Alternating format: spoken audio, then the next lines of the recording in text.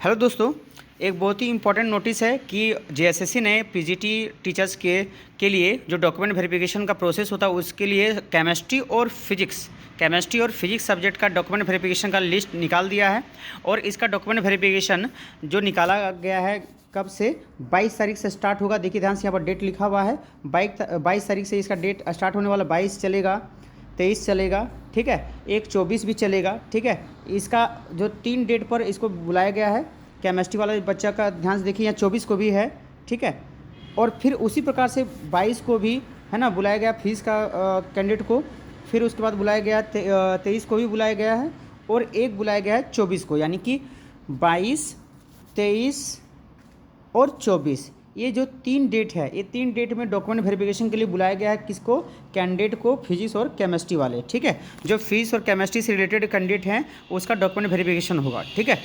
और एक बात यहाँ पर है कि यहाँ पर एक बात भी बोल दिया गया कि भाई क्या क्या चाहिए। तो देखिए डॉक्यूमेंट्स क्या क्या लेके आपको जाना है। जो परीक्षा हेतु निर्गत प्रवेश पत्र है, पहला पॉइंट पड़ेगा। जो परीक्षा हेतु जो प्रवेश जो पत्र है वो आपको लेके जाना है। दूसरी बात, शैक्षणिक योग्यता संबंधी प्रमाण पत्र, जैसे मैट्रिक, इंटर, स्नातक, स्नातकोत्तर, यानी कि मैट्रिक हो गया, इंटर हो गया, बीएससी हो गया, बीएड हो गया, एमएससी हो गया, इस सभी का लेके जाना है आप लोग को। ओरिजिनल सर्टिफिकेट वो जो यूनिवर्सिटी से निकलता है, और लेके जाना है आप लोग को मार्कशीट, ठीक है, ओरिजिनल, है ना। और कास्ट सर्टिफिकेट, यहाँ पर देखिए ध्यान से, कास्ट सर्टिफिकेट भी है और रेसिडेंशियल भी है, मतलब जो आवासीय और जाति प्रमाण पत्र दोनों लेके जाना है। अगर BC1 वाले हैं तो नॉन क्रीमी लेयर का लेके जाना है, ठीक है। EWS जनरल वाले के लिए लेके जाना है। और बाकी सब खेलकूद कोटा वाला या फिर दिव्यांगता श्रेणी वाला जो भी है, भूतपूर्व सैनिक वाला भी, अनुभव वाले भी हैं, तो अपना लेके जाएंगे, ठीक है। सब और सबके लिए 2-2 कॉपी क्या कम से कम करवा के लीजिएगा जेरॉक्स, क्योंकि एक कॉपी तो जमा करना, एक कॉपी सिक्योरिटी के लिए, मान लो कुछ हो जाए तो भाई वो काम करेगा, ठीक है। और 2 कलरफुल फोटो भी बोला गया है, ठीक है। तो ये जांच के लिए बुलाया गया। और साथ साथ एक बात ये भी मेंशन किया गया है कि अगर किसी का इन डेटों में अगर डॉक्यूमेंट वेरिफिकेशन अगर छूट जाता, हो सकता है कि भाई उसको नहीं मिला हो, मतलब नहीं आया हो उसका डॉक्यूमेंट्स, है ना, अगर यूनिवर्सिटी से नहीं निकला हो तो उसको, या फिर कुछ भी कारण से अगर छूट गया हो तो उसको 31 तारीख का भी मौका दिया गया है। यहाँ पर आपको दिखा देते हैं,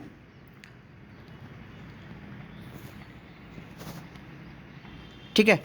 बोला कि 31 तारीख, देखिए यहाँ पर बोला दिनांक 22/12/2023 से दिनांक 24/12/2023 तक निर्धारित प्रमाण पत्रों के जांच के क्रम में अनुपस्थित अभ्यर्थियों का दिनांक 31/12/2023 को पूर्वाह्न 11 से 4 बजे तक अपराह्न तक आप लोग का प्रमाण पत्र जांच होगी। इसके बाद उसको अनुपस्थित घोषित कर दिया जाएगा और उसका कैंडिडेचर को क्या कर दिया, खत्म कर दिया जाएगा, ठीक है। तो ये बहुत इंपॉर्टेंट नोटिस, ठीक है। लेकिन इस बीच में एक बात जरूर पता चला है कि 31 जनवरी तक कोई भी 31 दिसंबर तक कोई भी हालत में ज्वाइनिंग होने वाला नहीं है। रीज़न क्या है ना, क्योंकि यहाँ पर सिर्फ 2 ही सब्जेक्ट का आया हुआ रिजल्ट है और भी बाकी सब्जेक्ट का बाकी है। हो सकता है कि 26 जनवरी मिल जाए, 26 जनवरी तक सब प्रोसेस कर दे और आज से और भी रिजल्ट आना शुरू हो जाएगा, ठीक है। लेकिन इस बीच में सबसे बड़ा दिक्कत वाली बात ये है ना, सबसे बड़ा दिक्कत वाली बात ये समझिए ध्यान से, सबसे बड़ा दिक्कत वाली बात है कि लैब असिस्टेंट का रिजल्ट कब आएगी। ज्वाइनिंग पहले लैब का होगा या पीजीटी का होगा। देखिए दोनों स्थिति में मरना मतलब क्या, कैंडिडेट का ही है। रीज़न क्या, अगर मान लीजिए पीजीटी का अगर ज्वाइनिंग पहले हो जाता तो पीजीटी का ज्वाइनिंग होने से जितने भी लैब के बच्चे हैं जिसका मतलब छटने का चांस है, अगर उसमें क्या होता, पीजीटी का रिजल्ट पहले आता, पीजीटी का ज्वाइनिंग पहले होता, तो उससे क्या हो जाता कि जितने भी लैब निकाले हुए कैंडिडेट हैं जिसका पीजीटी में भी सिलेक्शन होने का चांस है तो वो पीजीटी ज्वाइन कर लेते और बाकी जो सीट खाली रहता उस सीट पर चल जाते कौन, लैब का जिस छटने वाले बच्चे थे उसका चांस हो जाता है बहुत ज़्यादा एकदम होने का, ठीक है। यानी कि और भी ज़्यादा कैंडिडेट को फायदा हो जाता है लैब असिस्टेंट के पद पर, ठीक है। लेकिन यहाँ पर पता नहीं झारखंड सरकार क्या करेगी। यहाँ पर बहुत ही संशय वाला विषय है ना, कि क्या हो सकता है लैब का ज्वाइनिंग करा देगा क्या, कहेगी 29 तारीख जो डेट बोल रहा है, हो सकता है कि 29 तारीख को लैब असिस्टेंट का ज्वाइनिंग करा दे। ये मैं आशा कर रहा हूँ, होप कर रहा हूँ कि ऐसा हो भी सकता है ना, अनुमान लगा रहा हूँ, ठीक है, कंफर्म नहीं हूँ। लेकिन ऐसा अगर हो गया तो सबसे बड़ा दिक्कत है लैब के कैंडिडेट का, क्योंकि जिसका कुछ और होने वाला था वो उसका होगा नहीं, क्योंकि जो बच्चे पीजीटी भी निकालें और जो बच्चे लैब भी निकालें, और दोनों में अगर सिलेक्शन अगर हो रहा है तो अगर लैब का सीट को ज्वाइन करते हैं, अगर वो लैब का सीट को अगर ले लेते हैं, ज्वाइन कर लेते हैं, तो उसके बाद वो लैब का सीट वैकेंट रह जाएगा और उसके बाद दोबारा फिर से डॉक्यूमेंट वेरिफिकेशन के लिए बुलाया जाएगा कि नहीं जाएगा। ये बहुत बड़ा सोचने वाली बात है, यानी बहुत दिक्कत वाली बात है, क्योंकि झारखंड सरकार का जिस तरह रवैया है, जेएसएससी का जिस तरह रवैया है, पता नहीं निकाले सेकंड लिस्ट या ना निकाले। ठीक है, ये बहुत संशय वाला विषय है, बहुत ही दिक्कत वाला विषय है। ठीक है, इसलिए सब अगर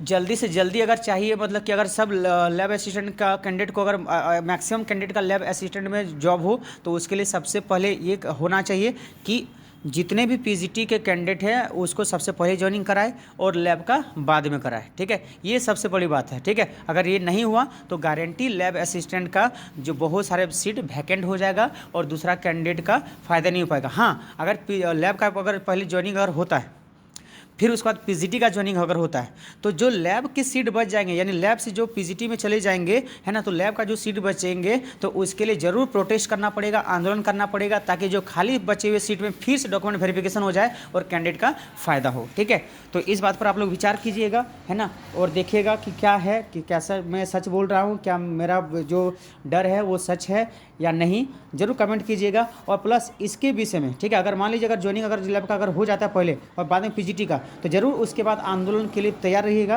ताकि लैब का सीट खाली ना रहे और ज़रूर कुछ ना कुछ कैंडिडेट को फ़ायदा हो जाए। ठीक है, मिलते हैं नेक्स्ट वीडियो में, तब तक के लिए बाय।